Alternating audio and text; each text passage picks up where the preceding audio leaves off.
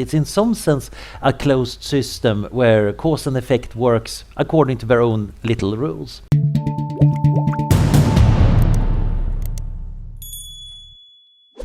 Is the metaverse an inevitable future, or is it a sci-fi fantasy and marketing device?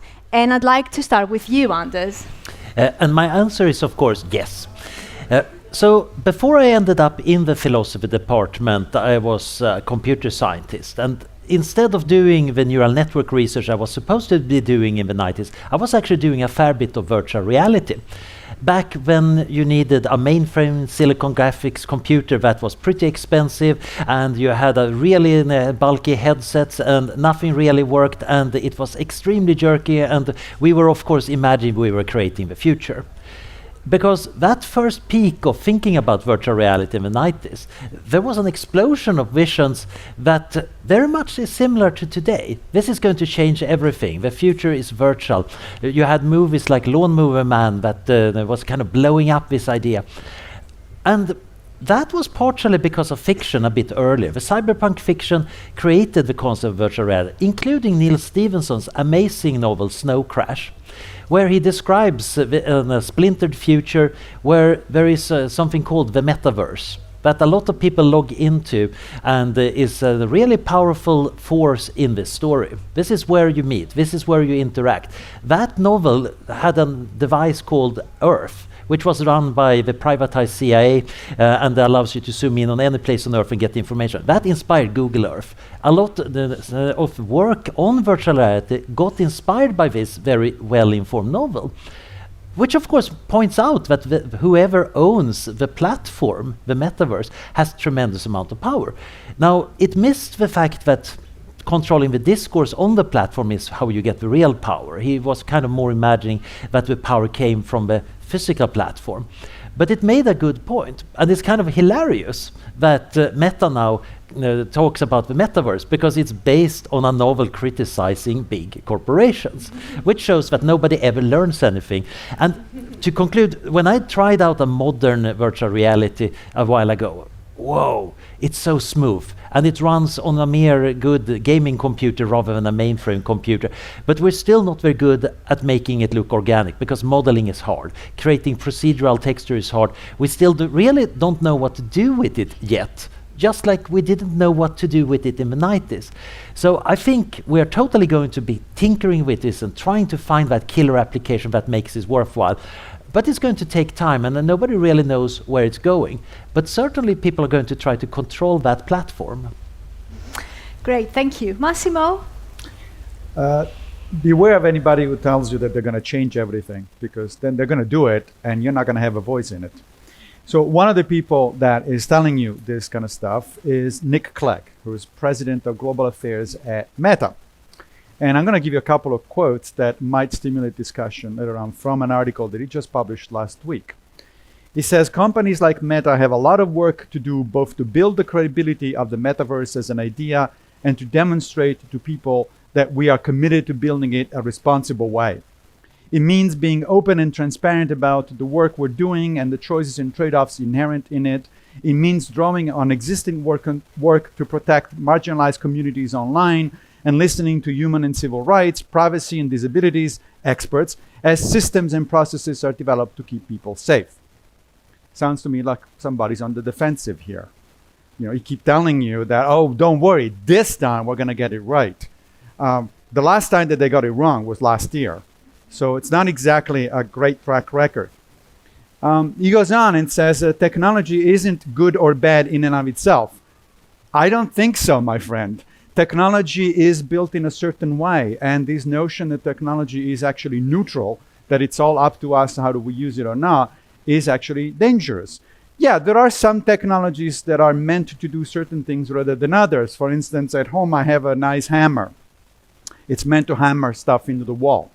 I could also use it to crush somebody's skull, and that would definitely be a bad use of that technology. It's not meant to do that sort of stuff. The question is, what is this stuff meant to do?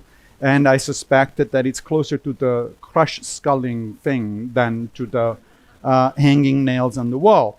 So if you believe all of that, you know, he goes on and says, one more quote, It needs to be developed at the platform openly with a spirit of cooperation between the private sector, lawmakers, civil society, academia, and the people who will use these technologies. This effort must be undertaken in the best interests of people and society, not just technology companies. If you believe that, I have a nice bridge in Brooklyn that I can sell you for real cheap. Thank you, Massimo.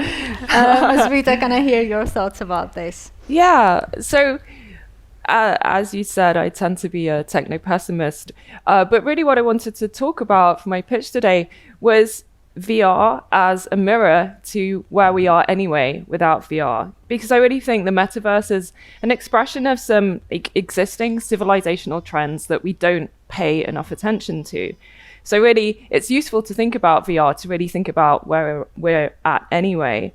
So a really obvious point about virtual reality is that there's a lack of connection between sensory experiences and bodily consequences. So you can imagine in a VR, you can be in the simulation where you're running along a cliff edge or you're in a shootout and you could be really terrified, and you've got all of the visual and auditory sensations of these experiences, but there's no actual bodily threat. And philosophers like to imagine, future VR, where not just sound and vision and touch are simulated, but all of the five senses, including, sound and taste and smell. So you can imagine eating virtual food. So you could have a lobster thermidor, some really luxurious food that you wouldn't be able to afford in real life, but it would be completely without nourishment. To actually, get food to survive, you'd have to leave the metaverse and take real food, or you'd have to be in the metaverse with some feeding tube wired up to you. But there's this disconnect between the sensory experiences and the actual consequences for your body. So the lobster thermidor in this VR, it won't nourish you, but it also can't give you food poisoning, right? So good and bad with this. But why do I think that's the crystallization of existing trends? Because this seems like a really like a sci-fi scenario. But if you think about plenty of our technologies that we have today already that we're completely used to, they're already doing that thing of breaking the connection between the sensory experiences we're getting and the body. So if you think about widespread availability of contraception, what that did is break the automatic connection between sex and the possibility of pregnancy that was there, before this technology was widely available. If you think about food handling technologies that you have today, it kind of breaks the connection between needing to really taste your food to check that it's safe to eat and just, food as this nice sensory experience. Because you just, for any food that you buy in a supermarket within its best before date, you assume that it's not going to give you food poisoning. You don't really need to use your senses to check the bodily consequences of what's going on. So I think we should be aware of, a conception of technology. It's useful to think about technology in general as things that, create a medium or a means between your goals as a human being and something in nature that you're directed to. Think of social media. It's a technological platform in between you and the people that you want to interact with. So technologies in general have this mediating characteristic. And the metaverse is like this extreme version of that. It's creating this big sort of sensory buffer around us, but without connection to the actual forces in nature that keep us alive, etc. Keep us alive, but would also be threatening to us. Thank you. I will. You'll get the chance to say more about that actually. But I'd like to start with our first theme now, and think about the philosophical question around this debate, because we're talking about reality and virtual reality, but what is the difference between the two? How can we even distinguish between reality and virtual reality? And I'd like actually to start with you, Mazviita. Okay. Yeah, so thinking about this is it connects with what I was saying before, because what is reality? That's a huge philosophical question. One handy way of thinking about reality that makes sense in this context, not the only way, but is reality is whatever pushes back against your agency. So if you think about a brick wall. Imagine that's a brick wall, not just a flimsy fabric wall. There's a real brick wall. I wouldn't be able to just walk through it if I wanted to. If it was a hallucinated brick wall, I could just walk through it. So reality is going to, confront me with its own agency pushing back. So I think what's really interesting about the metaverse, I don't think it's, it is we can argue that it's a reality because it's running in real computers and there's real, digital objects there. But what's distinctive about it as a reality is that there isn't non-human agency in the fabric of it. So the other agents that will be in the metaverse will be other human beings, and the digital objects will be the creations of algorithms programmed by human beings. The algorithms could have emergent properties which would sort of be unpredictable by the human programmers. But what will be missing there is agency from non-human actors such as animals, microbes, a tree that might fall on you, a lightning strike that might hit you. So it's a very different kind of reality in that sense. It's sort of closing off the non-human agency, which we might think that already this process of technological mediation has already built a big wall around us from the rest of nature. Yeah. Anders, what do you think about that? Do you think that resistance and unpredictability are good ways to define reality versus virtual reality? I'm not certain if they would be good ways of defining it, but I think they're an important component. So I'm rather fond of David Chalmers' take on virtual reality. Right. He's been cornering the market of philosophy of virtual reality ever since he wrote about Matrix and philosophy. And he makes this argument that we should actually treat virtual worlds as real in the sense that virtual objects have causal powers. If I use my virtual sword on the virtual dragon, I might be able to kill it. The virtual dragon might threaten my virtual avatar. There are interactions going on in this little environment. It's in some sense a closed system where cause and effect works according to their own little rules. And as he points out, this means that experiences in there matter. But the interesting part is, of course, it's this immersive, interactive thing, but it's also run on a computer. Now, some realities are run on other realities. I'm kind of willing to have multi-layers in realities, and some realities are very simple, like a chess game. It's its own little self-contained reality that has this weird rule that entities from outside that reality move pieces around. That virtual reality thing is running on a server somewhere, and if somebody pulls out the plug, that dragon and my sword and my avatar disappears into nothingness. The interesting thing is that some of these systems are dependent on each other, and that gives a tremendous amount of power. Now, it's true that most virtual reality environments we make today are really boring because people have put everything in there. Even the trees are standard algorithmic clip art trees. Right. Now, I love artificial life. I actually like making environments that evolve on their own, where there is agency of some virtual form going on among the organisms, that you get emergent properties that I didn't put in there, that entities learn and do things, and I might discover hilarious and interesting new things. We're not doing enough of that, and I'm wishing that we will be doing more of that in the future, because otherwise it's going to be pretty sterile. But it's kind of hard to design. When you make a virtual reality, if you're not really good at programming, really great at creating artificial life, and a great graphical designer, you're probably going to use that standard square clip art table and the standard table textures. There is a risk that we're having a hard time creating the complexity that truly matters. And that, I think, is a real problem, and we need to work against it. But it's partially a design problem rather than a political problem or a technological problem. And from a philosophical standpoint, I think we need this pushback. I really love that point. Otherwise, getting everything you want at the naive way means that you get bored. So you mean there's a way to build the unpredictability into the technology, and that would be a way to not be able to distinguish between the two. Massimo, thoughts? Are you optimistic like Anders, or pessimistic about that? I like to be realistic about things. So David Chalmers, who, full disclosure, I think has actually been wrong on pretty much everything he's doing in his life.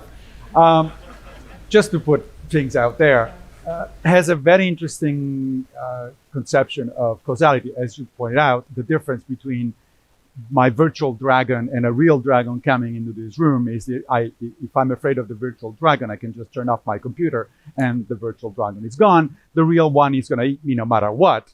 And there's nothing I can turn off. Philip K. Dick, who was a famously dystopian, brilliant science fiction author, said that reality is the thing that doesn't go away when you stop believing in it, right? And that is the part of the problem. One of the points that was made a few minutes ago was that there has to be consequences for something to be called a reality. If I eat the lobster and I don't get either the food poisoning or the nourishment, I'm not actually eating the lobster. I'm only engaging in something that looks from the outside as eating the lobster. So the part of the question here is, do we want that kind of non-reality? We can call it virtual reality, but I think it's a more appropriate term is non-reality.